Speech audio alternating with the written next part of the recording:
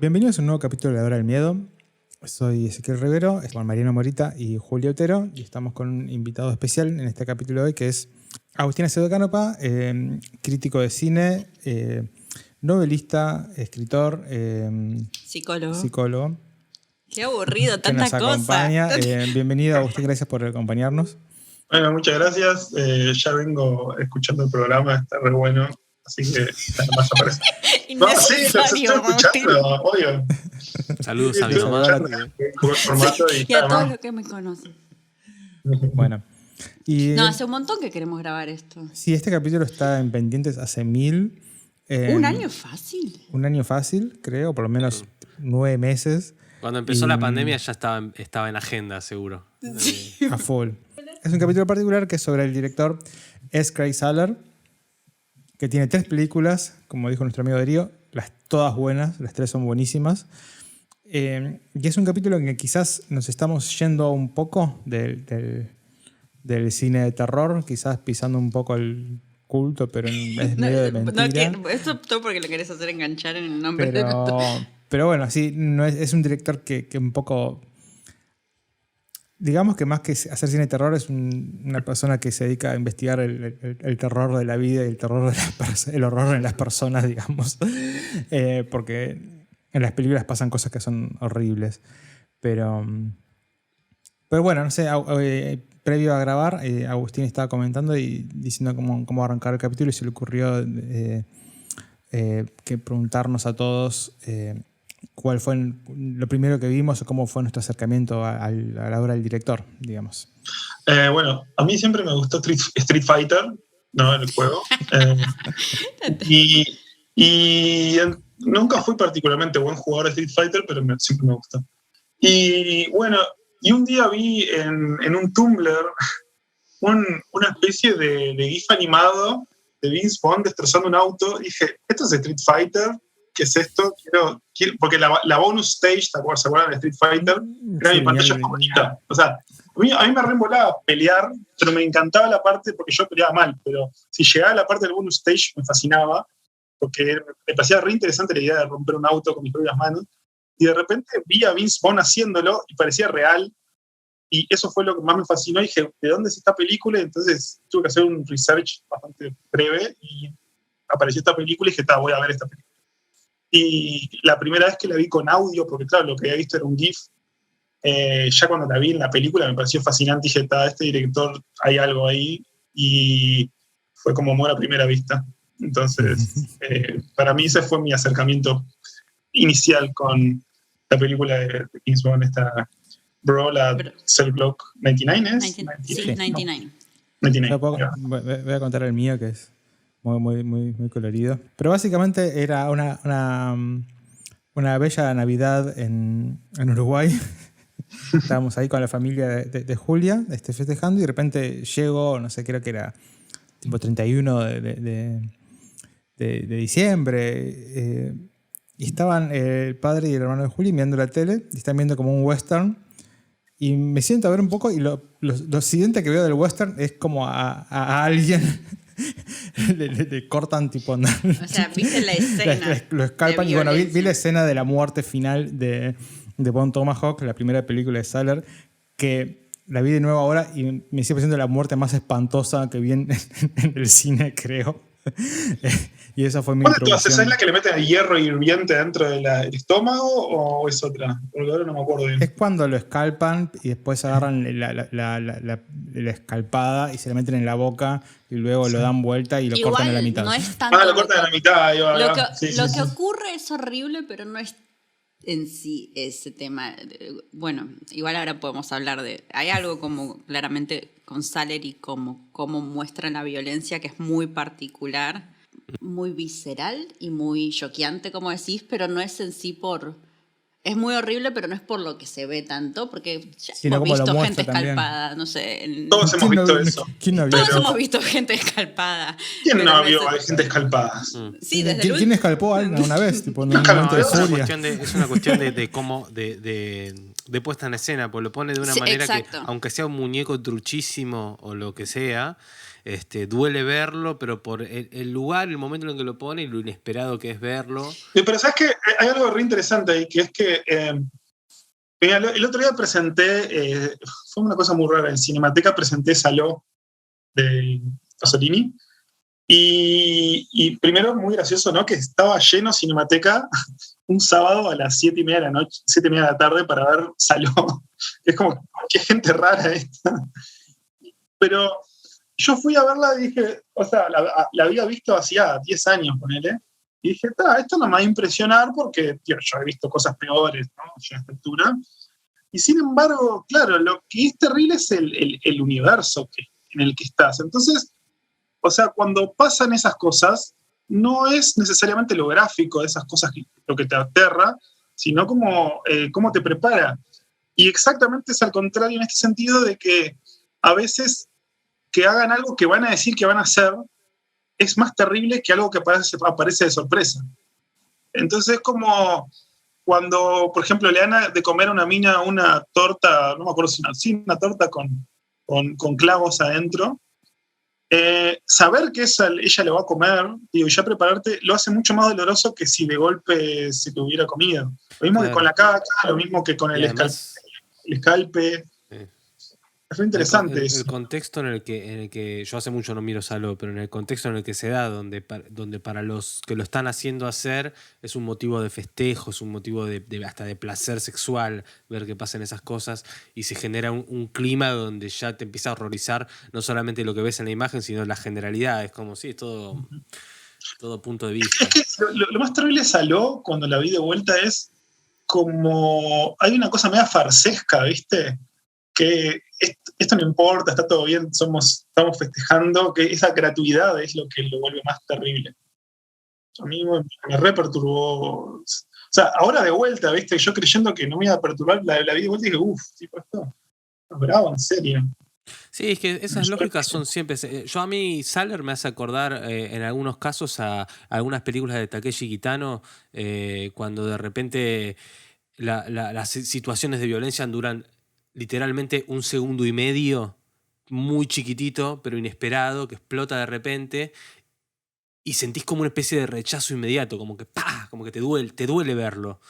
Y no es el tipo de violencia que uno puede acompañar desde una especie de regodeo estético, sino que no, te tienen que doler. Está bien que te duela, está bien que quieras correr la vista de la película, ¿no? Bueno, María Ángel Solomita, una periodista que conozco, o sea, que es mi novia, una vez me contó que en el Festival de Cine de Guadalajara hacen una entrevista, una masterclass a Guillermo del Toro, y Guillermo del Toro decía que a él le gusta hacer atravesar a principalmente sus villanos en una especie de escena donde haya una lastimadura o una cosa que le genere en su cuerpo que al espectador le genere particular dolor.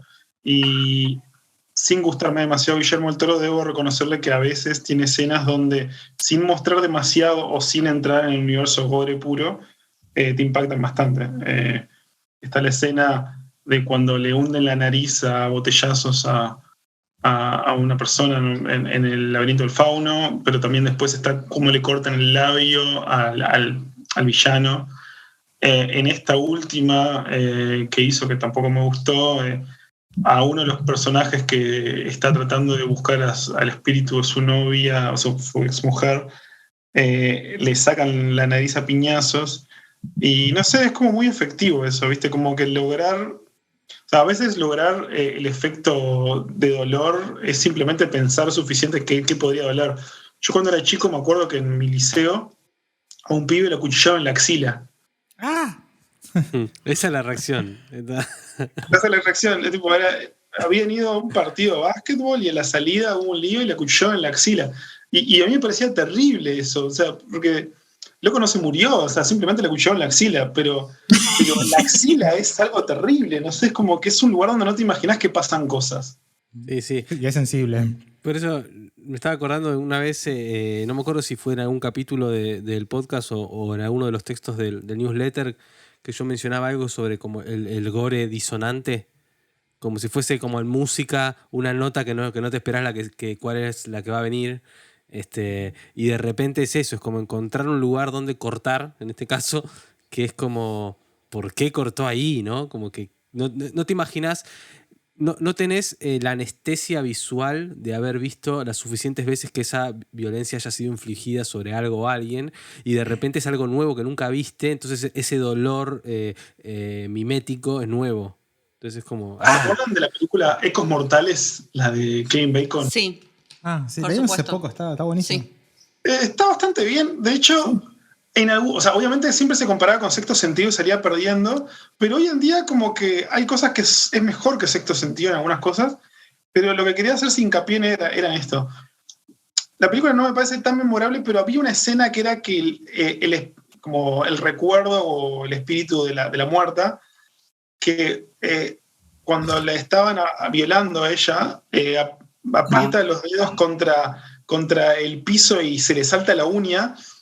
Y yo me acuerdo que se me ablandaban las piernas de ver esa escena. Y digo, y hay cosas más terribles que te pueden pasar. De hecho, a mí se me han salido uñas jugando al fútbol. No es tan grave, pero la imagen de eso es muy impactante, es muy terrible. Hay algo como con eso, como con la construcción, eso visual de lo de la violencia, algo que decía Mariano, esto de que no fue visto de determinada manera. 2 puntos primero. Uno que es como, cuando sí es visto algo de determinada manera, por ejemplo, en el personaje de Biscuit en Drag Across Concrete, el amigo del negro, que le pegan un tiro en las bolas en un momento y no grita, que es como que es bastante... Impresionante. Es bastante, sí, y bastante como inusual la reacción y cómo está representado ese momento, porque, por ejemplo, es algo que hemos visto millones de veces en las películas, pero su reacción no es gritar en ese momento. Y después, también en cómo no es visto de esa manera, hay algo de cómo filma, podemos hablar un poco, bueno, vos hablabas de la escena esa de Bone Tomahawk y demás, pero cómo filma, por ejemplo, en Brawl la violencia, como que ese punto de vista tipo tan distanciado, que como que no hace como... En los montajes, bueno, obviamente que tienen no convencionales y un montón de cosas, pero como no hace como foco o zoom en, por ejemplo, el brazo rompiéndose. Están como distanciados. Entonces es como una... Es que es más objetivo, parece. La quebradura de hueso es más objetiva y es más dolorosa por eso. Y más dolorosa también, por eso. Hay algo en cómo está construida por eso. Por ejemplo, si vos vas en un partido de fútbol y ves una quebradura, y si fuera editada esa quebradura en un partido de fútbol como una película de acción, no te impactaría tanto. El problema de la quebradura es el plano general. Claro, exactamente. El plano general parece más grave. Por la construcción esa y esta idea de objetividad, o sea, sí, parece real y grave.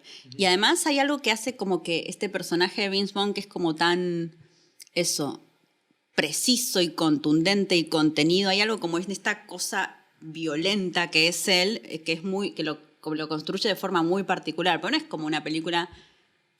Si uno puede describirla y puede ser la típica película de un personaje que se enfrenta a algo y hace algo como una máquina de matar. Pero es muy distinto, sí. Pero no solo narrativamente, pero incluso cómo se muestra la violencia es muy distinto. Yo iba a decir que tengo una teoría de cómo filma Saller la violencia y las muertes y todo eso, y para mí él es como un mega fan de tipo páginas que es tipo liveleak.org y esas páginas que muestran tipo muertes reales, tipo porque son así, es tipo cuando ves tipo una filmación de alguien que se suicida en una cárcel, es tipo agarra una pistola y se murió y está muerto. Y las muertes que uno ve, por ejemplo, los 2 disparos, por ejemplo, del asesino en Drag Across Concrete, por dar un ejemplo, que están ahí de repente tipo pum pum en el auto, sí, y de repente están muertos, y es como que sí, de repente estás muerto, nadie dijo tipo ni siquiera anda, por favor, no me mates, y tipo anda, te moriste, porque sí, la muerte es soy un asesino y asesinar a la gente se trata de esto, es más sencillo y no es tan dramático. Bueno, eso siempre fue The Wire. The Wire siempre fue así, ¿no? Sí, o sea, los asesinatos de The Wire es como, está muerto. Sí, Omar, pobre Omar. No, iba a decir algo con respecto a... Spoileando The Wire desde el 2000. Perdón, 2002 esa serie. No, con respecto a lo que decía Julia de cómo filmaba este tipo de cosas, yo lo noto en las 3 películas, que Saller es más es el tipo de director que la perspectiva que toma sobre los fenómenos que filma es siempre, casi siempre la de la descripción de los procesos. Sí, como muy procesual, entonces, esa idea del proceso se puede adaptar a cada uno de los temas, incluso de las 3 películas, porque en la primera vos podés encontrar la determinación del deber de ir a rescatar a esta mujer de la cueva de los caníbales. En la segunda es el determinismo absoluto de Vince Vaughn, que apenas le dicen lo del tema del abortista coreano, el chabón ya a los 2 minutos sale y ya le rompe un brazo a un policía, a un guardia, sabiendo que, siguiendo la famosa línea de John Wayne de un hombre hace lo que tiene que hacer. Toda la relación con ese guardia que lo busca un toque, sí, y ahí le dice, no, bueno, che, perdón, es como que tengo que hacer, y ahí él dice, está ya en una y dice, lo siento. Y después en la tercera película ese proceso son los procesos de trabajo, porque ellos son, digamos, policías que están esperando terminar rápido con un procedimiento para ir a desayunar, digamos. Así es como ven la vida. De repente, en el momento en el que están están expulsados, digamos, por toda esta situación, todo lo que van a hacer, el crimen que van a cometer de robarle al ladrón, digamos, es también una forma de trabajo. Entonces de repente vos tenés un tiroteo de 50 minutos, están en el piso con un rifle abajo del auto que está goteando nafta y están como haciendo procedimientos de laburo, ¿no? Como ves cómo baja, lo sube, lo pone, y como el otro también siempre tira, bueno, porcentajes, sí. Algo que no dijimos, que es como, creo que Saller es el mejor dialoguista de actual, quizás, ¿no? Como que lo que muestra de los personajes sin decirlo, me parece como increíble. Y no solo eso, porque no es solo dialoguista de lo que está en el papel. Hay algo de lo que hace, por ejemplo, Vince Vaughn, hay algo de lo que hace Vince Vaughn en esa película que es increíble, que no funciona sin la persona, el cuerpo, todo Vince Vaughn en sí. De hecho, no sé, por algo son tan importantes esos 2 guiños que hay en esa película de Vince Vaughn del ojo. No sé, pero como que vos estabas diciendo esto de los procesos, todo esto iba a Mel Gibson, no, a Brett, ¿no? ¿Es el personaje de Mel Gibson? Brett y Anthony. Brett Richman. Le digo el nombre de los actores. Mel Gibson y Vince Vaughn otra vez. Y Anthony Luracetti es el otro. Es que me acuerdo de Anthony Luracetti. Sí. Con toda esta recurrencia de los porcentajes y con todo este juego también entre los dos detectives no en paro, ¿cómo se dice? Cuando en suspensión. Suspendido, sí. Todo este juego que decís de los procesos y de los tiempos con, nada, el género de la película. Acá la idea de esto de nada, no sé, eso, como entre un thriller y gente como eso, la gente están en autos mirando lo que hacen. Hay como una idea de, y también es algo que te comiendo muestra una hamburguesa mucho porque esa gente es como es también, ¿no? Porque el laburo es así. Es un embole, es como muy aburrido. Es como muy, sí, hay como estudios antropológicos de por qué la policía se comporta como se comporta y es porque se la pasan sentados muchas veces esperando. Comiendo como un hijo de... Eso que dice Mariano me parece que es tipo crucial. Es como... a él le interesa filmar los procesos de cómo... Es como ensayístico casi, cómo alguien se convierte en esto, como... Sí. Y en ese sentido yo diría, viste que... O sea, a mí puedo entender, pero me sorprendió igual todo... la escandalización sobre su cine de parte de los medios yanquis. Ay, pero son medios yanquis igual. Bueno. Sí, ya lo sé, pero todo el mundo dice que es un cineasta de derechas. Yo creo que lo que es re interesante de él es que es un cineasta conservador de izquierdas. A él le interesa definir la infraestructura, cómo define la superestructura de las dinámicas sociales. Y se nota, pero a la legua eso. Y un poco con el final también. Por ejemplo, volviendo a Dragon, lo que le pasa a Brett, ¿por qué le pasa a Brett? Y después ese final del personaje de Henry. Es como... No entiendo cómo se puede hacer una lectura tan lineal No tiene sentido. No, es No, que por igual, eso, no igual tiene- para. Ay, perdón, dije como re para algo. Yo estoy totalmente de acuerdo con que es posible encontrar una especie de lectura como una especie de conservadurismo, pero que entiende muy bien las dinámicas económicas de las sí. clases. Con Mel Gibson entrando a un lugar y diciendo: este traje, de ¿qué onda? ¿Por qué sale tan caro? La concha de tu madre, digamos. Hay una cosa muy proletaria en las películas, pero al mismo tiempo, igual hay. Cuadra mucho dentro de una cosa del esquema que abiertamente y declarado populista que tienen en la productora esta Bonfire Legend y Sin State, Sí. que desde el productor Dallas Sonier, que son básicamente gente que banca a Trump. Y yo no sé, no soy nadie para. No soy nadie, no me interesa cuestionar la personalidad de Saller. Estoy casi seguro que debe haber votado a Trump. Me parece bien, digamos. A lo que voy es que sería una película muy aburrida si fuese alguien, muy aburrida o muy lineal también, que no es, claramente. No, porque así como uno puede encontrar en algunas películas de Clint Eastwood, también uno puede encontrarse fascinado por la mentalidad de Clint Eastwood. Es porque son películas que están hechas por gente que sabe hacer cine, básicamente. Claro, sería como la contraparte que... del, no sé, del You Go Girl, cuando, no sé, al final los personajes feministas dicen, sí, sos malo, muere. No, es como no pasa esto en estas películas de la parte reaccionaria. No, por supuesto que no. Pero yo defiendo como algo que es re interesante que te hace vivir Saller, que es que estamos en un universo que cada vez quiere simplificar más las cosas y se puede ser un conservador de izquierda y la gente no lo entiende eso.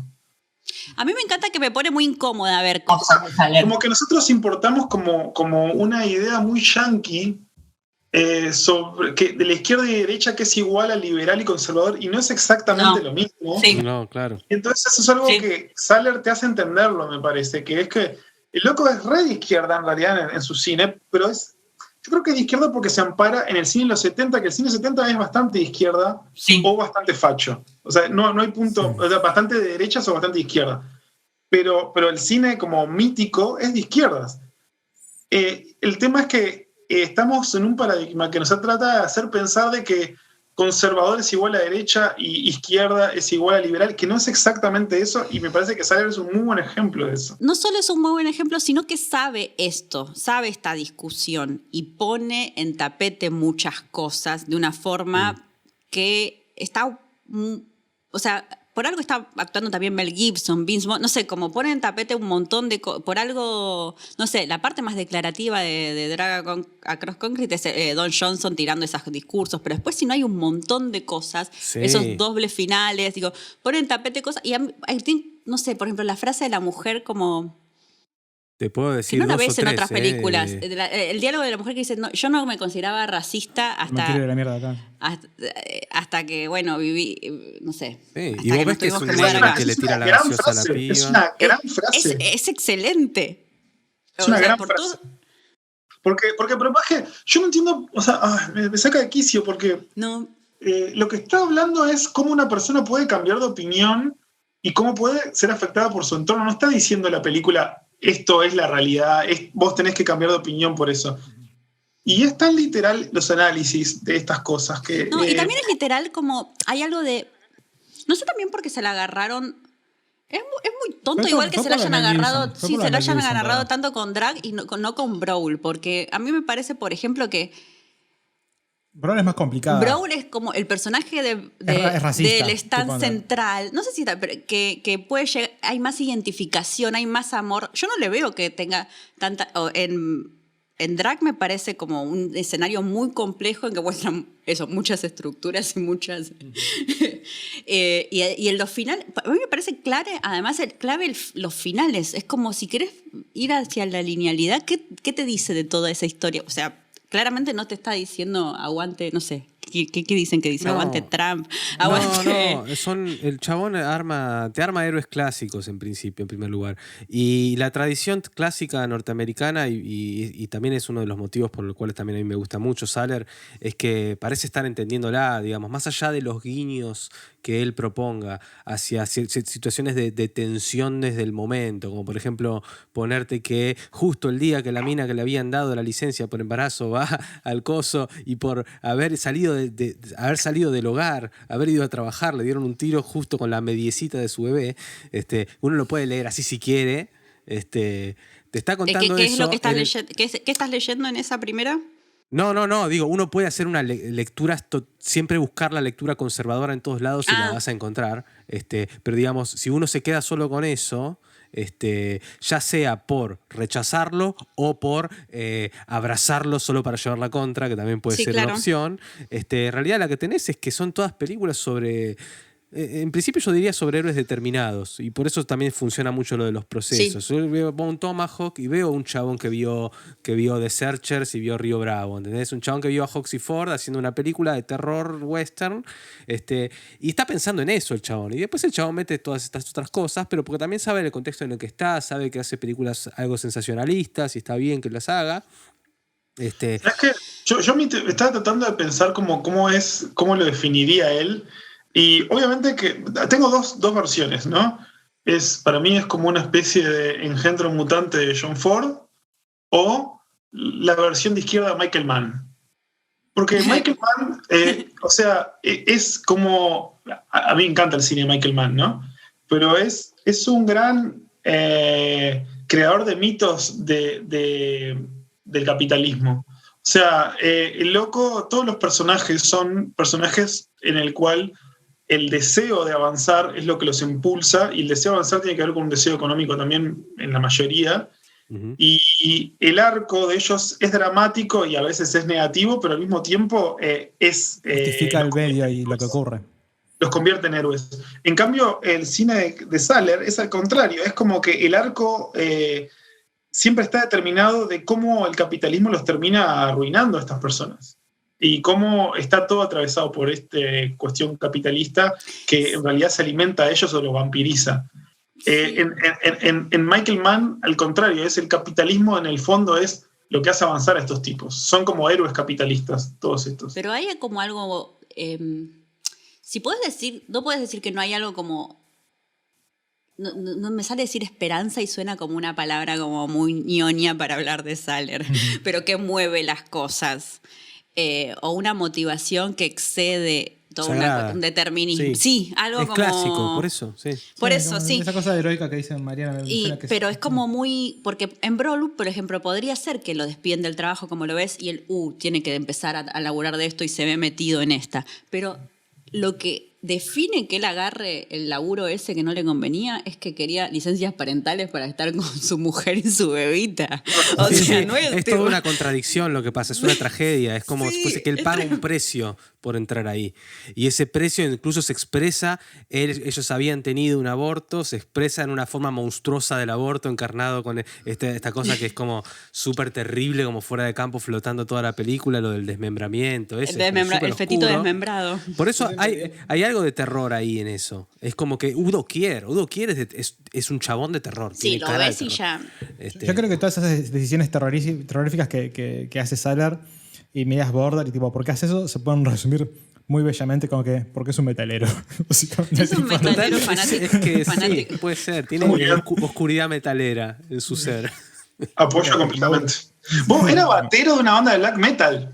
Claro. Batero. ¿Sabes lo que es ser batero de una banda de black metal? Era cocinero. Era cocinero, tipo, era chef, tipo, toda su vida hasta grande. Entonces Asylum Blockout es medio autobiográfica. Es como que es un working class. Onda. Pero en serio, ser metalero, ser batero de una banda de black metal es el trabajo más físico que vas a ver en la música. Es tipo, no hay nada más cercano a un proletario que el batero de una banda de black metal. Muy bueno, muy bueno. Che, yo me quedé con una cosa cuando Agustín mencionó otros directores que podían... yo también tengo teorías de directores que reencarnan en Saller. Bueno, con lo del proceso hay bastantes. No sé, sí, ¿no? Como... Jean-Pierre Melville. Para mí. Sí, para mí es la versión proletaria de Melville. Si uno piensa sobre todo en las últimas películas de él, las de Alain Delon, pobre que ahora se quiere morir o algo así. El samurái, el círculo rojo, sobre todo, la forma en la que Melville filma los robos o los asesinatos, claro. como procesos largos que requieren de trabajo. Por eso el principal para mí es el Círculo Rojo, que para mí es la mejor película de él. Casi que de alguna manera, en esta última película, Drag Across Concrete, podría ser una película de Melville. En el tiempo que se toma en desmenuzar todo lo que los puntos que confluyen después en el encuentro de él con el otro en el medio del tiroteo, que es una cosa larguísima, dura como 2 horas 40 la película, para un acto tan pequeño como ese, es muy similar como los procedimientos, y que se trate de héroes trágicos también lo asocia también un poco, incluso así temáticamente, a Melville. Me parece como muy parecido. Sí. Es tal cual, sí. No lo había pensado.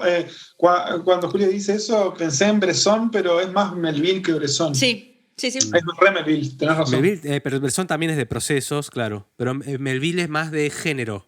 Pero Bresson siempre está atravesado por Dios, todo lo que hace, ¿no? Hay como una idea del jansenismo ahí entre medio. En cambio, Melville es un poco más metódico, pero al mismo tiempo el comportamiento humano es el comportamiento humano. No hay más que eso. Todos los hombres son culpables, como dicen en el círculo. Pero, por ejemplo, me acuerdo, para mí, siempre me fascinó la escena de Rififi, de cómo entrar a un... cómo fuerte, ¿no? hacer un agujero en el techo de un edificio, usar un paraguas. Es como un tutorial. Es un tutorial de cómo afanar un lugar. Y después, viste que está la película esta, Los desconocidos de siempre, o... Los sospechosos Tatiana, de que hace siempre. un chiste de eso. No la desconozco. Te lo resuelven todo con un gato hidráulico, y en la vida real es verdad, vos con un gato hidráulico puedes hacer lo que quieras. Es tipo, realmente es como que tendría que estar prohibido los gatos hidráulicos, porque el gato hidráulico es como una fuerza, te brinda una fuerza que ningún hombre tiene. Es como ser un superhéroe con un objeto. Y me parece que el origen del uso de gatos hidráulicos tiene que ver con Melville, en el fondo. Puede ser. Lo dijo y nadie puede ver, pero tomó un traguito después de tirar eso. Y bajaron los lentes negros, así, tipo, en cámara de lentes. Yo le traje un gato hidráulico por primera vez y es muy impresionante como esa mierdita de metal levanta un auto. Es como tipo... Más que viste que, o sea, yo una vez tenía un paciente que me explicó cómo funcionaba un gato hidráulico. Y claro, yo creía que era mecánico, pero hay algo como de la presión o un aire que meten adentro, no es tipo onda. Yo pensé que era como una cosa, como un sacacorcho que funciona de una manera rara, pero no, es algo mucho más complejo que eso. Hay algo, nada que ver, saltaba con... Hay algo en toda la... No, estaba pensando que podíamos... Hay algo que me impacta mucho y me impactó en las 3 películas. También ligado a esta idea de que decía, bueno, Mariano, esta la tiene de taquito, héroe trágico y demás.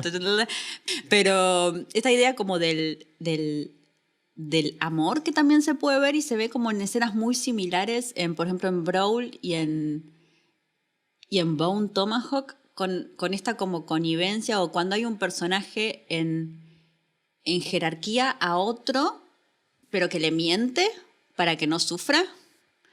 Por ejemplo, en Bone Tomahawk, con lo del circo de pulgas. Hermoso eso, sí. Hermoso. Y al final de Brawl, con esto que le dice, no, bueno, medio que ahí los dos me imagino que saben que se va a cagar, pero como la idea, no, bueno, me tengo que ir porque no sé,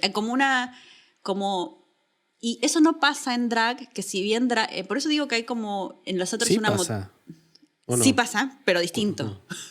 Es un poco más de... A ver, ¿vos qué ibas a decir? No, que sí pasa el llamado telefónico al final. Bueno, pero el llamado telefónico lo escucha... Bien podría haber hecho que Mel Gibson escuche y le diga que había sido... Y ahí sería igual a las otras películas. Claro, que le diga Mel Gibson a pesar de que, por ejemplo, que la tipa dijo que sí, ponele. Pero no, lo escucha Vince Vaughn. Y dice, no es lo que quería escuchar. Sí. No, yo te voy a decir una cosa. La escena mayor de... bromance no es el término, pero de compromiso masculino es ver a Mel Gibson rompiendo el celular. Sí, eso me pareció hermoso. Hermoso. Es como, pero, vos sos mi bro, tipo, te voy a romper el celular. Hermoso, como no era lo que quería escuchar y ese... Es increíble. ¿Y sabes lo que es increíble?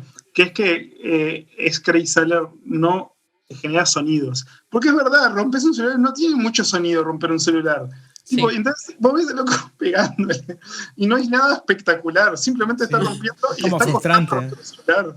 Y esa escena me parece hermosa de male bonding, ahí está. Es la escena más linda de male bonding que vi en muchas películas. En muchas películas. A mí me gusta cuando le dice, cuando le ofrece un caramelo y le dice, agarra dos. Tipo, como, ya, como la idea de cómo se, no sé, cómo se, y a partir de esas pequeñas cositas que tienen, por eso le digo que los diálogos, que después le dice, que entendés. Le responde que dándole un caramelo al otro cuando se comió la hamburguesa y diciendo, todavía estoy disfrutando el aftertaste de la hamburguesa. Es hermoso eso. Y hasta lo sentís un poco el gusto, porque lo viste los últimos 40 segundos al chabón comiendo la hamburguesa, viendo cómo la lechuga le hacía crunch en cada mordida, como parte de la espera, de todos esos procesos de los tipos sentados toda la película también, ¿no? El loco le gusta mostrar mucho todo lo que es, todo lo que no se muestra en eso, en la parte de los procesos también, que no, es bastante inusual. Incluso, no sé, lo primero y lo más obvio es el final de Brawl in the Block, que la película en teoría termina, que generalmente una película de acción con una especie de tiroteos, cuando matan al malo se acaba. Pero esto es tipo, anda, y ahora tenemos que arrastrar este cuerpo para acá, y ahora tenemos que arrastrar este cuerpo para acá, uy, ¿y ahora cómo hacemos? Qué bajón, y es como, todo eso es como que nunca lo ves. Tipo, es como claro, que al final incluso hacen el tropo que todas las películas, que es tipo, anda, el chabón con la pala y la tumba, y es tipo, anda, pibe, estuviste 5 horas haciendo un pozo, pero... Dictador materialista, es un dictador materialista de la usanza de izquierda, es un marxista, le importa lo infraestructural. Claro. Y lo mismo con todo lo que es el trabajo o bueno, incluso en Brawl in the Block, que muestran al chabón facturando plata tipo en una especie de cueva de droga, que es muy parecida a una en Florida, básicamente, que luego como que entra a un lugar a juntar un montón de plata y se va como con un bolso, y nunca ves esa escena en una película de dealers, como que en la parte en que uno agarra guita. Sí, y aparte está cuando le deja la guita ahí, el tipo le pasa la plata por abajo del coso, él se la da a otro para que la cuente y se quedan un toque parados ahí como esperando a que el otro haga su trabajo. Y bueno, como es que hay una cosa hay con momentos de silencio donde se dicen como, ¿y todo bien? Sí, todo bien, listo, tuc. Pero viste que Tarantino es evidentemente como el principal tipo que empezó a hablar de eso, ¿no? De Royal with Cheese, bla, bla. Pero Tarantino la estetiza eso, lo vuelve... Bueno, la violencia también, es lo mismo. Y la desviolencia también, pero en cambio, Saller es tipo, onda, no es tan gracioso, es simplemente aburrido la vida cotidiana de alguien así, tiene momentos muertos y lo significa muy bien. Sí, entonces, en eso estoy 100% de acuerdo, es como un anti-Tarantino en ese sentido. Claro, es un anti-Tarantino. Sobre todo incluso por el hecho de recargar, estar hablando de hamburguesas en un auto, esperando para ir a hacer un crimen, sería básicamente lo mismo, pero con una instancia de puesta en escena totalmente de instancia de perspectiva, ¿no? Totalmente distinta, porque la valoración que hace de ese tiempo es la contraria casi.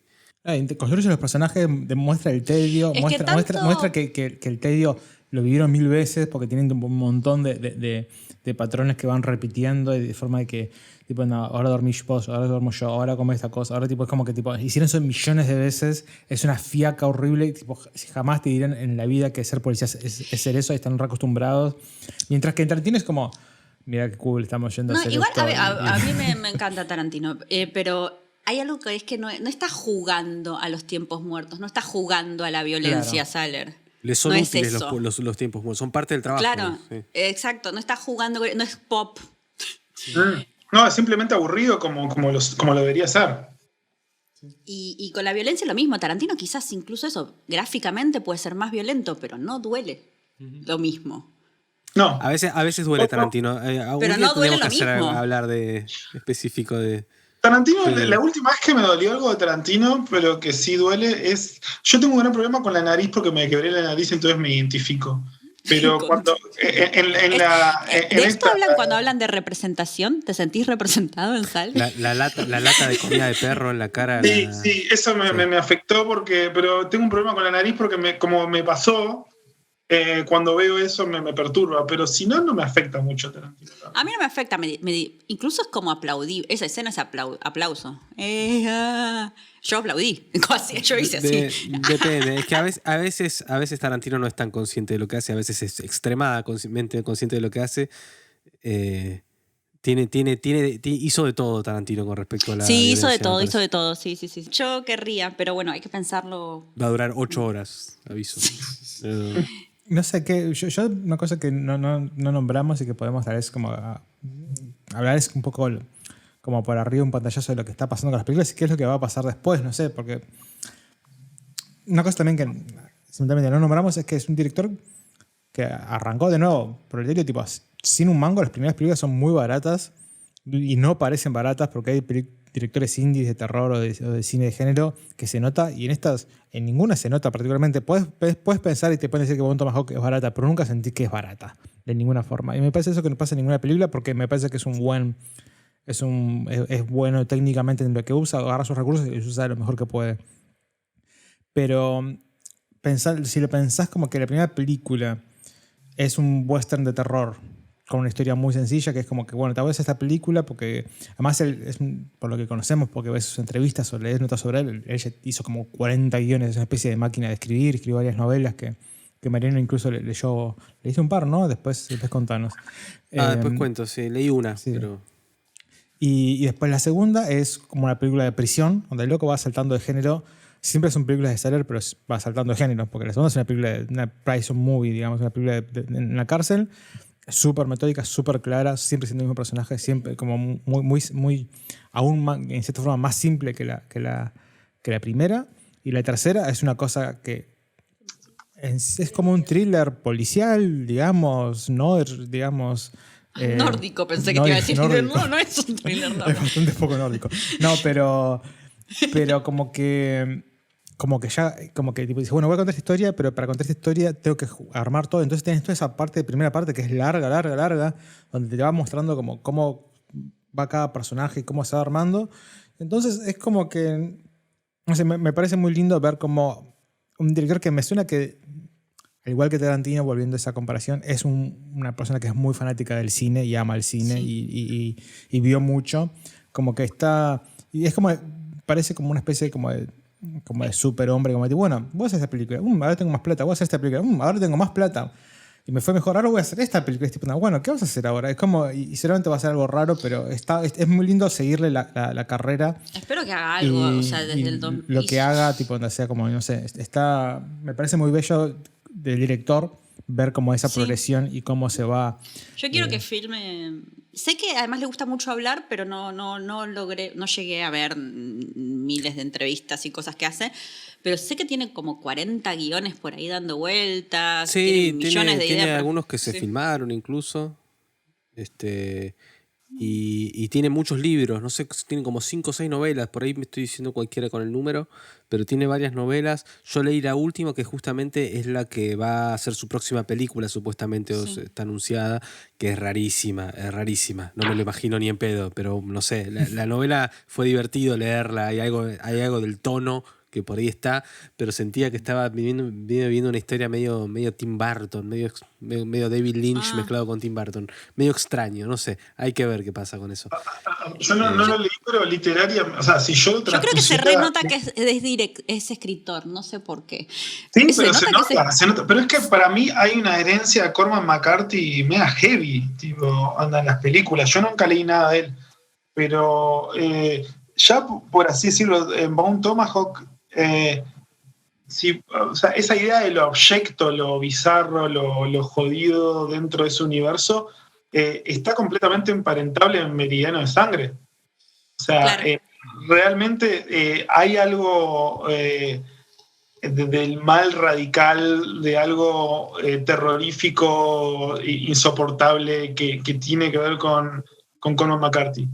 Y la violencia de Cormac McCarthy tiene esa misma cosa de Craig Saller, que es de la violencia aparece, sucede. No hay un gran arco para la violencia. La violencia es algo que irrumpe. Es como también Bolaño en 1676, ¿no? Vos cuando ves Bolaño, sobre todo el capítulo de las muertes de mujeres, es como... es un texto que funciona, es un texto, no es un cuento, no es un capítulo, es un texto. Y la cantidad de mujeres que relatan que mueren tiene un efecto cuantitativo, no cualitativo, que es re poderoso. Y hay algo como de ahí de que es más que literatura, es más que lo que te imaginás, que Saller también lo tiene. La violencia en Saller es algo que sucede y que no es psicologicista. Y eso me parece que no hay tantos directores que lo hagan y lo une a una tradición que tiene un peso muy importante en Cormac McCarthy, me parece. Y también, bueno, él también escribe sobre, ha hecho algunos westerns, entonces sería medio un cliché decirlo, pero me parece, sin haber leído nada de Saller, que sin haber leído nada de Cormac McCarthy. Cormac McCarthy es sí, una sí, ya sé. yo estoy como en mi periodo de fandom total de Cormac McCarthy y es como que yo cuando vi sobre todo Meridiano Sangre es como esto no se puede llevar a cine porque es demasiado. Es demasiado.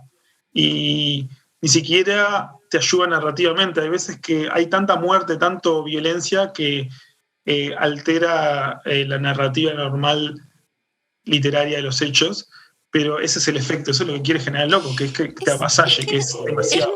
Es que tiene esa como crueldad. Sí. Sí, no se me ocurre otra palabra, porque te hace daño y no es que te duele solo, que te duele visual.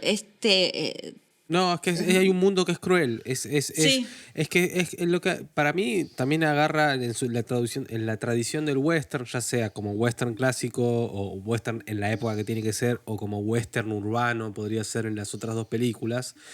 Trae algo que es que yo ahora pienso, ¿cuál es el villano por excelencia del western? Para mí es Liberty Balance, en El hombre que mató a Liberty Balance de Ford, por ejemplo, que es un chabón que te afana cuando estás vendiendo con la diligencia, te afana y amuleto de tu marido muerto y que vos le implorás que no te lo robe, te lo roba igual, le chupa un huevo y te caga trompadas y además tipo lo ve a James Stewart y le ve que tiene libros de leyes y tipo lo caga a latigazos porque le dice acá que venís con esta mierda, digamos.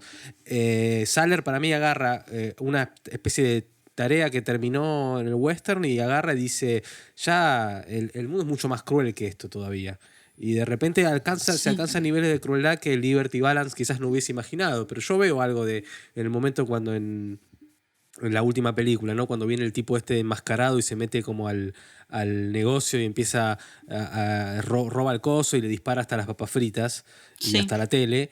Ese nivel de banalidad del mal, digamos, esa posibilidad de no me importa de pincharle el estómago para sacar la llave o de meterle el cacho de papel en la bombacha a la mina para que mee ahí y después tirarlo, digamos, hay situaciones de crueldad muy, muy heavies que están... Yo haría como una inversión. Yo creo que es el terror de la banalidad más que la banalidad del mal. Es como... La banalidad del mal es sí, como, no sé el orden, digamos. No, pero es como re interesante porque, por ejemplo, para mí lo más efectivo de Drag Across Concrete es que, sobre todo que todos los disparos sean con silenciador, hace que el disparo sea una picadora de carne. Entonces es como apretás un botón y el cuerpo de esta persona empieza a desaparecer con los tiros, ¿no?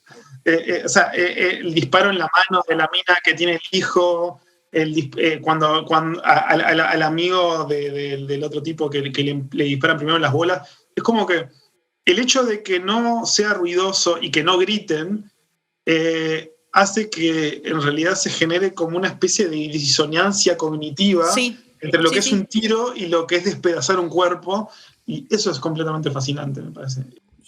Yo pienso mucho me queda mucho cenando sobre todo esto, lo que cuentan los dos de la violencia y cómo de manejar la violencia, porque la más simple de todas es, para ver eso creo que es Broly Block, porque el causante de prácticamente toda la violencia es protagonista, digamos, y además de que está muy claro que desde el comienzo con la escena de Street Fighter rompiendo el auto, que es un tipo que tiene una relación complicada con su propia violencia y que nunca se cuenta, pero claramente seguramente mató a alguien boxeando o algo así, posiblemente mexicano, y por eso tuvo que cambiar toda su vida. Pero en la primera muerte en Broly Block, que pasa bastante al final de la película, tipo, porque se caga piña con gente, mentira, hay tiros antes, pero la primera muerte que hace con sus manos Vince Vaughn, que es cuando agarra un guardia y lo mete adentro de una celda y de repente intenta salir el guardia y le da un portazo y lo mata de un portazo, y es como que no ves sangre, simplemente ves su cara con los ojos tipo abiertos y claramente le hizo como una especie de shock cerebral y lo mató.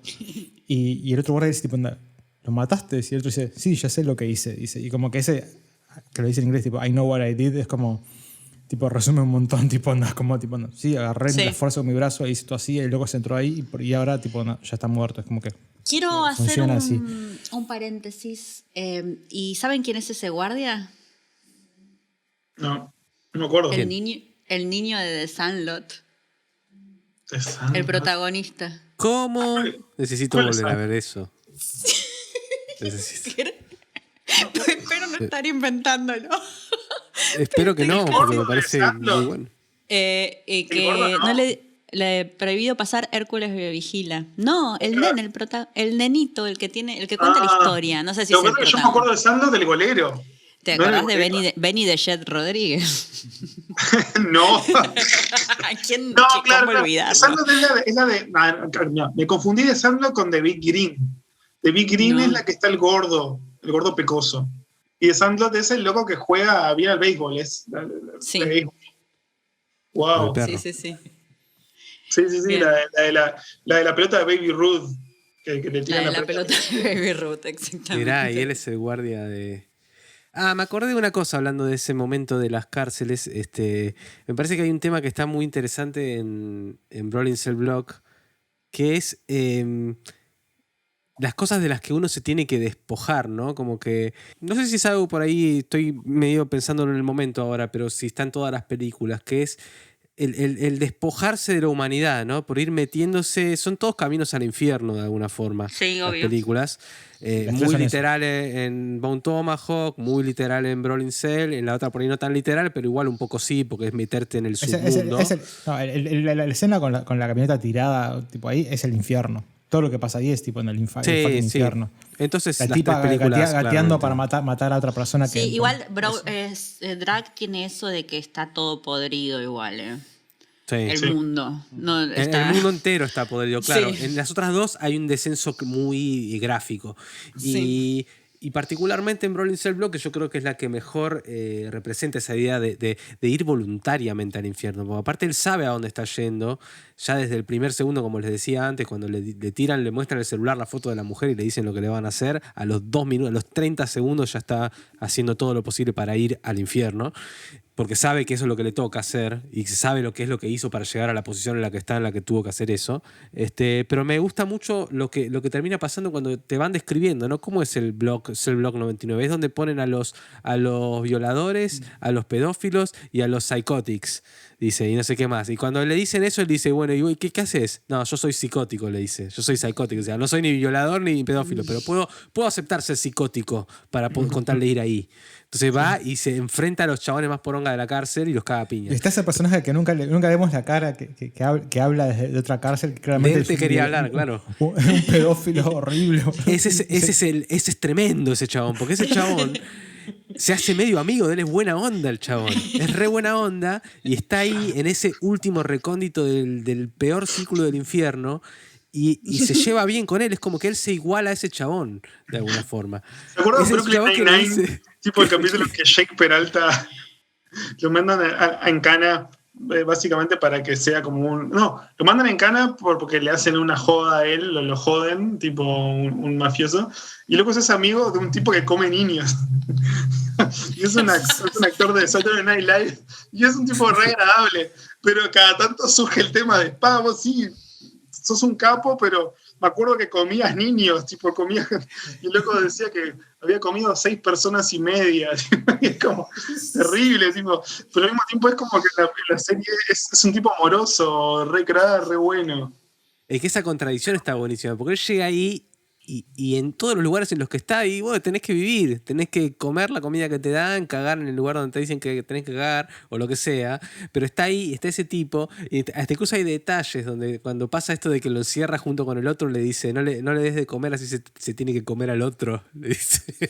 Como un pensamiento re oscuro tiene de repente el chabón, aconsejándolo sobre cómo tiene que matar al otro, pero es el resultado de ese despojo, es como que tienen que despojarse de de un lado humano, descender a lo más profundo del infierno y lidiar con lo que les toca por eso, digamos. O sea, a todos es como que les toca algo, ¿no? Como, y tenés que ir.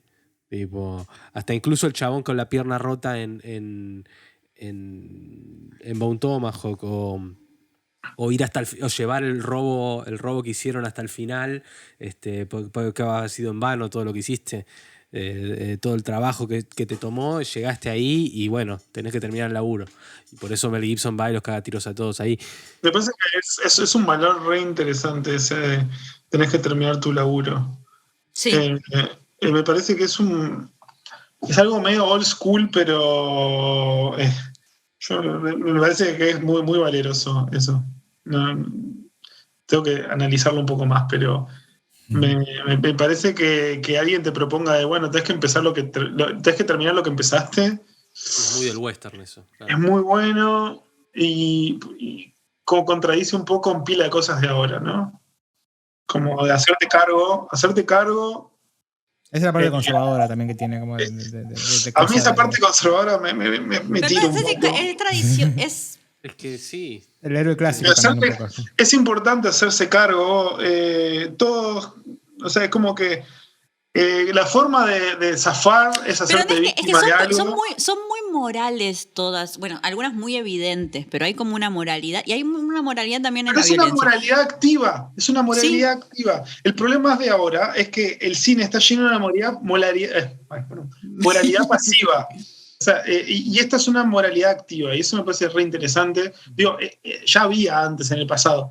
Pero lo ves con. O sea, no responde a ese cine. Pero Will Smith, tipo, es una moralidad pasiva su discurso, ¿entendés? Es como cosas pasan y es como perfectamente podría haber dicho, me repiré, tipo, y bueno, sí, mal show.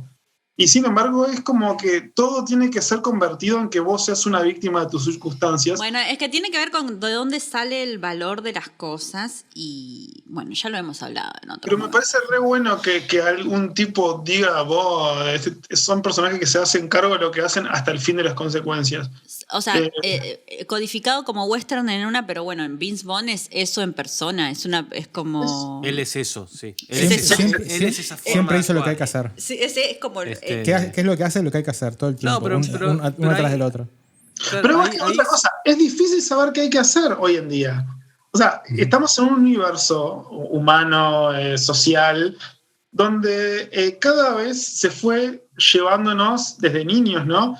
En esta cosa de lo que vos quieras hacer va a estar bien, vos tenés que luchar por tus sueños. Hacer lo que puedas es suficiente. Lo que puedas es suficiente. Y es como, no, tipo, a veces tenés que, you have to do shit, tipo, para lograr cosas.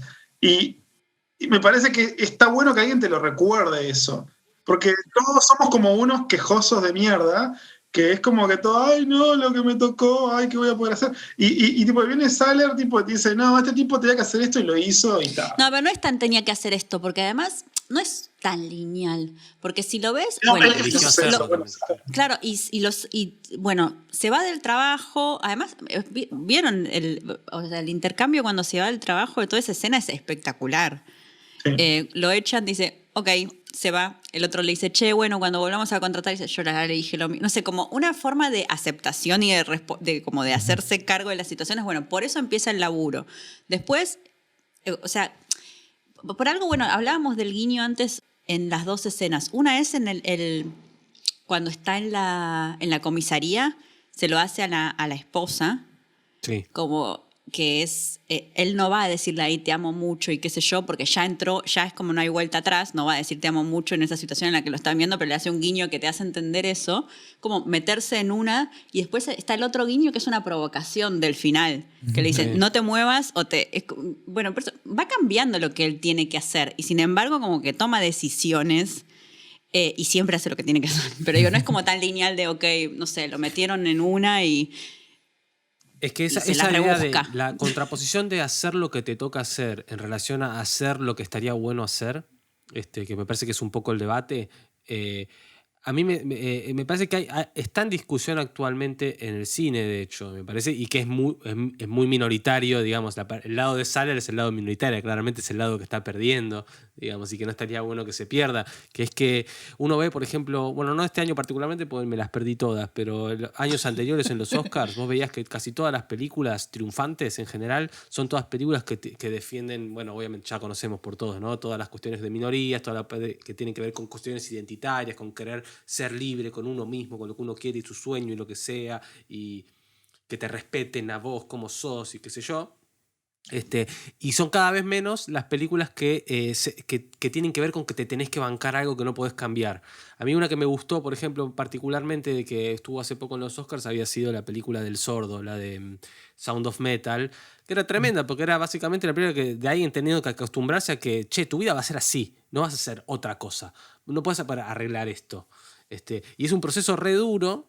Puede ser mejor o peor la película, pero digamos, eso me parecía valorable. O mismo ahora, este año, Drive My Car también es una película sobre gente que tiene que convivir con sus fantasmas y con su mierda y que tiene que bancarse cosas. Sí. Está todo el tema de cómo juega lo de la identidad, no sé, hay como mucha cosa dando vueltas muy compleja de mezclarse con... Pero por eso hay una mentalidad reinante, digamos, suena como re conspirativo, pero es una visión de las cosas muy antitrágica, que es muy contraria a lo que existía cuando Hollywood era genial, digamos, que siempre era la comedia de la tragedia, pero digamos existía la idea de hay algo más, no es que la cosa se termina en el yo, digamos, hay una cosa muy liberal y por eso me parece que es interesante plantear no solo las películas de Saller, sino las películas de Saller en el contexto de las películas de Dallas Sonier, que está de la productora esta, y el tipo de respuesta que quieren generar al cine que se hace en Hollywood o en las empresas ahora de Hollywood actuales, Sí.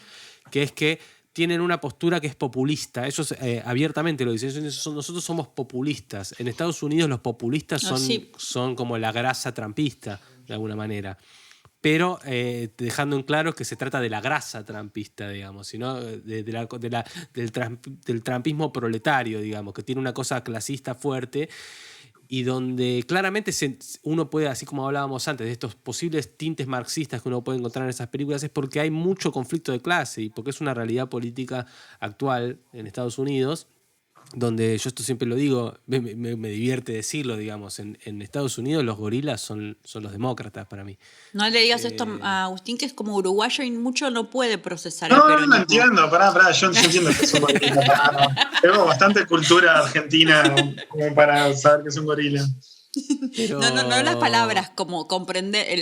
No, Nadie pero lo entiende, nadie lo entiendo entiende y menos los uruguayos. No, pero entiendo hasta la dimensión emocional del gorilismo y todo lo demás. O sea.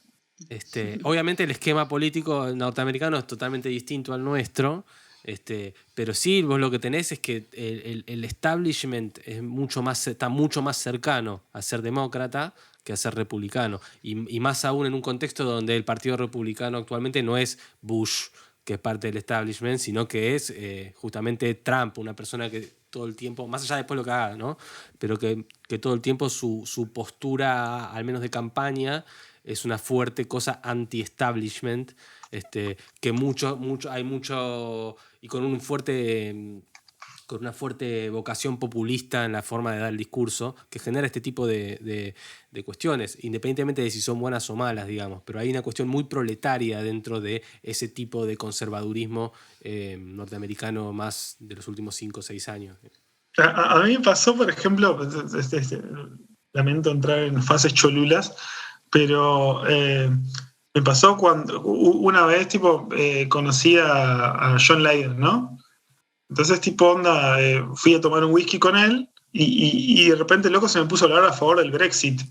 Y para mí, onda, eso era como algo inconcebible pensarlo desde John Lydon, ¿no? Está hablando de Johnny Rotten, Mariano, por si no. Johnny Rotten de Sex Pistols. Ah, está bien, sí. Entendí, Claro, yo al principio como... John Landis, entendí. No, yo...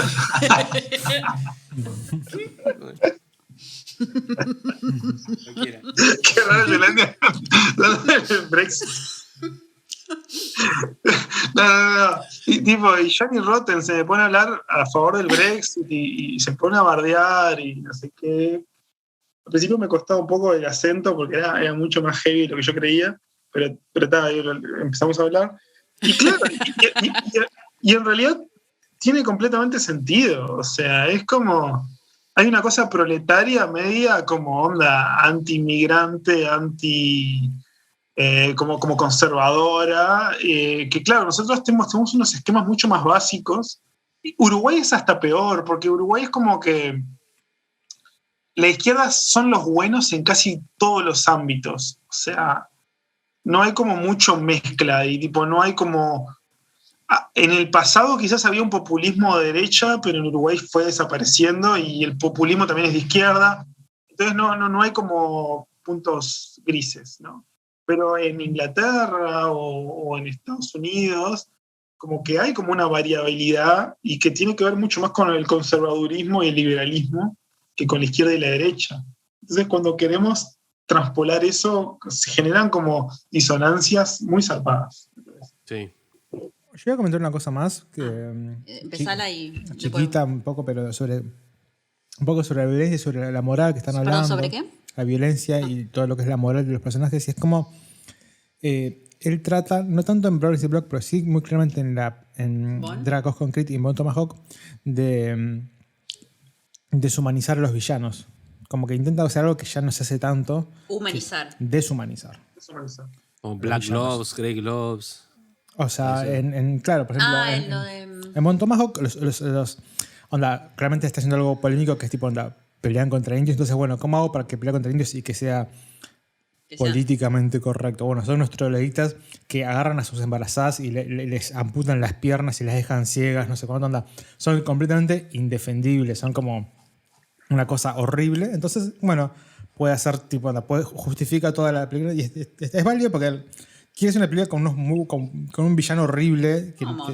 Monstruoso y fin. Y lo mismo hace con Dragons Grid, que son los dos tipos con máscaras que nunca, hasta el final, nunca sabes quiénes son. Fin. No puedes empatizar, no puedes hacer nada. Solamente lo ves hacer cosas horribles una tras de la otra. El miedo que me da que entren esos tipos con una grabadora, o sea, ni te hablan, ¿entendés? Como que entran como con una máquina. Sí. Ay, me muero. No sé, chicos, a mí... Además eso tipo, you will be executed, usted va a ser ejecutado, es como tipo, re tipo...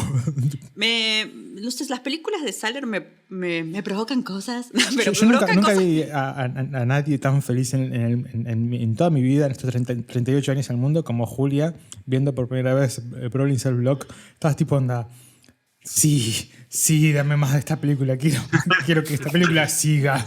Como que está tipo pasando las bombas. Pero era porque me emocionan mucho, no sé por qué. Me emocionan mucho las películas de este tipo. Y me provocan cosas que no me provocan. Es muy raro ver películas ahora que sean tan determinantes con lo que proponen. Es muy difícil. O sea, ya si no es de directores viejos, a mí me puede llegar a pasar con alguna de Clint Eastwood, de las últimas, ponerle que me gusta mucho. Pero es un chabón que tiene 90 y pico de años. O sea, y Saller, no sé cuánto tiene, 40 y pico, no sé cuántos tiene, es un chabón joven. Es un chabón joven que... ¿Sabes con qué me pasó un poco con el ruso Balabanov? Es muy bueno, tiene muy buenas, sí. Tiene cosas como que me hace acordar a Saller. ¿Estás hablando pero... de un ruso? ¿Estás hablando? Sí. Disculpa, Agustín, pero no podemos hablar de un ruso. Perdón. Está cancelado. Sí, sobre todo, es muy bueno. Balabanov, además que voy a decir una cosa. Es como el Tarantino ruso, ¿no? Dijeron que... Le notás lo facho de lejos a Balabanov. O sea, como que a Balabanov sí hay una cosa nacionalista prorrusa media heavy. Tipo, cuando yo veo las películas de Balabanov y digo, tipo... ok. Está en una. Está en una, tipo... Yo no noté tanto una cosa tan explícita así. Brother, ¿la viste, hermano? Sí, las dos vi. Bueno... La 1 me gustó y dije, sí, esto es un action flick ruso, te raja como es grasa, está bien, la rebanco. La 2, cuando el loco de Brother va a Estados Unidos y como que demuestra cómo Rusia es mejor que Estados Unidos en Está todo. buenísimo. Es como, dije, wow, boludo, esto tipo, es como muy nacionalista, pero a un nivel muy terraja, tipo, es como... Igual es pensá que está complicado. hecho en una época cuando recién estaban terminando los 90 en Sí, Rusia, después pero es de muy la ex Unión terraja, Soviética, boludo. que todavía no sabían muy bien, no estaba tan instalada la Pero globalización, más que por lo viste menos que para el ellos. loco va a Estados Unidos y como que discute con negros, tipo onda, raperos, los trata de pelotudos. Es como muy, es demasiado, tipo, onda. Yo recuerdo cuando me puse a ver las películas de Balabanov porque la estaban pasando muy, como que veía que alrededor había mucha gente puteándolo, y dije, si lo putean voy a ir por ahí porque me interesa. Y en un momento dije, sí, tienen un poco de razón. Es como una especie de nacionalismo ruso bizarro, tipo. Imagínate si estuviera vivo, pues se murió, chabón. Si estuviera vivo Eso, ahora y hiciera una película sobre Ucrania, sobre el sí, Donbass. sí, boludo. Bueno, recontra recomiendo que vean Balabanov simplemente para poner en juego qué piensan sobre él. A mí me pareció que era realmente bastante nacionalista en un sentido negativo, ¿Cargo pero al mismo 200 tiempo, la viste? ¿cuál? Cargo, Cargo sí, sí, 200. sí, sí, sí, la vi. Esa no la tengo que ver. Es medio como jodida, muy violenta, ¿no? Sí, sí, es brava, es complicado. Morphine, ¿la viste? No, esa no la vi. Esa no la vi. Y War está buena, War está buena. Sí, esa sí De la vi. Chechenia. Esa. Me Sí, sí, gusta sí. que los nombres son muy Sí, no, es re cabeza. ¿Viste No. la última que se llama Fight? ¿Viste? Como buenísima. Fight, war, death. Sí, a mí de directores, que es una pregunta que no sé, tal vez podemos, si quieren cerrar un poco el capítulo y para salir un poco del tema. Y nunca vi una película de él en el cine. Espero ver alguna. Es verdad, no vi ninguna. Es que no se estrenaron. No, No se estrenaron, ¿no? Dragon Gris se estrenó. No. Sí. ¿No? no. ¿No? Acá no, y en un estreno como re limitado, creo, en Estados Sí, en Unidos. Estados Unidos re poco. No. Muy poco. No, yo lo que quería comentar es como de director joven que me gusta, me parece muy claro. Obviamente hace algo muy diferente a lo que hace Saller, es Sean Baker, que ahora hizo ¿Te gusta? Red Rocket, que me gusta mucho y me parece muy Es un capo. muy claro, sí, es muy capo. Onda, hace otro tipo de cine, otras cosas, pero A mí me gustó Red Rocket. en cuanto a... Pero a- las Solo vi Red Rocket y me gustó. A mí me gustó todo. Todo él, todo, me parece genial. todo es bueno, sí. Sí, No genial. sé, ¿qué otros directores jóvenes, así en plan Saller, Baker? En plan Saller, que son como no tan mainstream, decís. Sí, o jóvenes, realmente, que tienen pocas películas, que son pibes no tan no Están grandes. sacando ahora. No difícil, tiene nada que ver, pero yo soy el uber fan de Jonás Trueba, que no tiene nada que ver con nada de eso. A mí me gusta Christopher Landon. Bueno, Christopher Landon sí es. A mí me gusta Nicolas Pelle, el de Piercing. Bueno, lo que pasa es que lo sepultaron porque hizo la nueva de... El de The Eyes of My Mother. Hizo la nueva de Grudge y le fue tan mal que no sé cuándo filmará, pobre chico. Pero es esa gente como que tiene como dos cositas indies que están buenas y que la gente habla bien y le meten algún tipo de franquicia semi, porque de Grudge a quién le importaba, y se manda un moco que no le va... Bueno, está bien la película, todo el mundo la odia. Y bueno, está ahí, en su tumba, a ver si revive en algún momento. Yo banco al productor de Saller, banco mucho a este trampista Dallas Sonyer, y banqué mucho Run Hard Fight, y banqué mucho la última que sacaron este año. Una película Run Hard Fight estaba muy buena. extremadamente cristiana, la última de Sonyer. ¿Cuál es? Se llama Shut In, dirigida por DJ Caruso, el director el director de Suburbia, creo que es. Sí, me acuerdo que era DJ Caruso. No, está bien, es el regreso de Vincent Gallo al cine. Y hace ¿Qué? tipo de un pedófilo tremendo. O sea, es muy border la película, todo lo que pasa. Es tremenda la película. Es muy clase B en un sentido de extremos absolutos entre el bien y el mal, ¿viste? Y tipo, mirar una Biblia y ver qué te está pasando con esto y cosas así. Es muy sacada, pero a mí me gustó bastante. Igual a mí, no sé, Saller, no sé, me encanta. Ojalá que filme pronto y que saque pronto algo. La próxima película sería Hack Chicken Penny, que es la que de su última novela, que al parecer está va a actuar Vince Vaughn. Ay, por favor. No dicen en qué papel. Por favor. Pero Que actúen está todo. la compañía de Jim Henson trabajando, o sea, de los Muppets, porque básicamente la historia es de un niño deforme, un bebé deforme, esto muy es lo deforme, que lo que lees nos y contaste. decís, no quiero ver la imagen de esto porque es muy feo lo que te describe, ¿eh? Es realmente muy feo el bebé de la película. Y es toda su vida que va de orfanato en orfanato y qué sé yo, tiene como una especie de delirios fantasiosos. Y parece que va a estar hecho de animatrónico o algo así, no sé, muy extraño todo. Animatrónicos en esta época es hermoso. Sí, Y probablemente sea algo medio artesanal, qué sé yo, pero Qué lindo. está basada en la novela de él, escrita por él, producida por la esposa de Jim Henson y producida por este chabón Dallas Sonier en Bonfire Legend, que es la productora esta, o sea que tiene como todo el combo de las películas anteriores, digamos. Solo Más que Jim Henson. pareciese que tiene una estética medio del hombre elefante. Yo me imagino medio el hombre elefante. Sí, por lo que escribís también es eso, y por la etapa del libro que mostraste un segundo ahí, es como que Sí. suena toda una cosa muy timburtiana, Sí, tipo, y sí.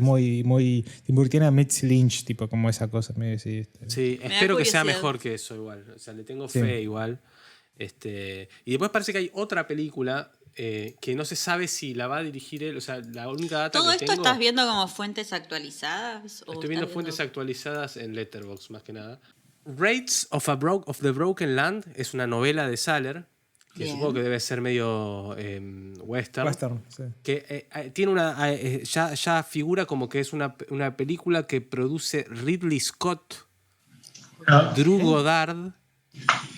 Drew Goddard, no. Y en writers figuran Craig Saller y Drew Goddard. Ahora, si la va a dirigir Saller o la va a dirigir La Drew Goddard. ¿Quién es, combineta. quién es Drew Goddard?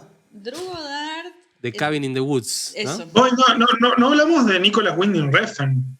Para mí, tipo, tiene mucho de Nicolas Winding Refn ahí metido. Ah, no, yo no voy a Es como- participar de... Nicolas Winding Mariano, Refn Mariano es como, no va es a como ser un poco más, cómplice. es más abstracto, pero hay algo de eso. Drive. Sí, polémico. Polémico. No. Para mí, tipo, hay una idea. Todo lo que como yo de- siento con Saller, se me frunce Lupite con Nicolás.